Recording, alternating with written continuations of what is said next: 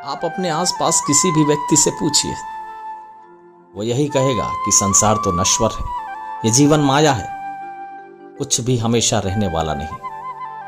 न धन संपत्ति, न रिश्ते नाते, न हमारा ये शरीर, जिसे संवारने और संभालने के लिए ना जाने कितने जतन करते हैं। और ये सब बताते हुए व्यक्ति बड़ा दार्शनिक हो जाता है। वो कहता है कि ये सुख भी क्षणिक है, ये रिश्ते नाते भी क्षणिक हैं, ये संसार क्षणिक है, ये तो बस एक सराय है जहां से हम गुजर रहे। उनकी बातें सुनकर ऐसा लगता है कि जैसे अब तब में ये मोक्ष को प्राप्त होने वाले हैं, और अगले ही क्षण वो दुखों से भर जाते हैं। वो अपने दुख गिनाने लगते हैं, जरा सा कुरेदा और रोने को तैयार हो जाएंगे। जब सुख क्षणिक है तो दुख पर पकड़ क्यों? हम दुखों को खोज खोज कर अपने जीवन में ले आते हैं। हमें सुख याद रहे न रहे, पर दुख मरते दम तक याद रहते हैं। एक साधारण सा मजदूर हो या विश्व का सबसे अमीर आदमी, आप जरा सा उसे कुरेदिए और वो अपने दुखों के चलते रोने को तैयार हो जाएगा।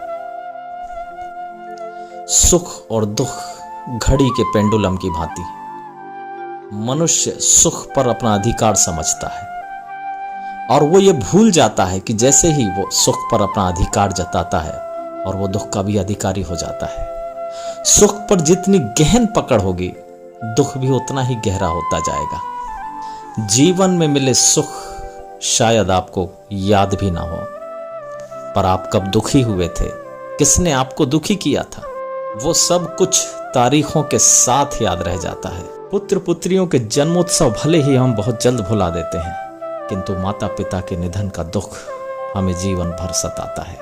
उस समय मनुष्य की सारी दार्शनिकता, सारा ज्ञान एक झटके में तिरोहित हो जाता है। ये ठीक उसी प्रकार है जैसे किसी बैरागी को जीवन भर ये दुख सताता हो कि उसने कितनी संपत्ति छोड़ी, कितने रिश्ते नाते छोड़े, सुंदर पत्नी छोड़ी, प्यारे बच्चे छोड़े और इस सांसारिक जीवन से संन्यास ले लिया। वो जीवन भर इसी गुणा भाग में होता है कि उसने क्या क्या छोड़ा है। उस वक्त उस वैरागी का यदि कमंडल भी गुम जाए तो बड़ा दुख होता है, जिसने वैराग्य के चलते यह संसार छोड़ दिया। हमने हमेशा दुख पर पकड़ बनाई, हमने हमेशा दुख को अपने पास सहेज कर रखा, सुख को हमने जाने दिया, उसे भुला दिया। और इसीलिए मरते दम तक ये दुख हमारे साथ होते हैं और हमें यही शिकायत होती है कि ईश्वर ने बड़ा दुखी कर रखा है, संसार ने बड़ा दुख दिया, रिश्ते नाते दोस्त यारों ने बड़ा दुख दिया।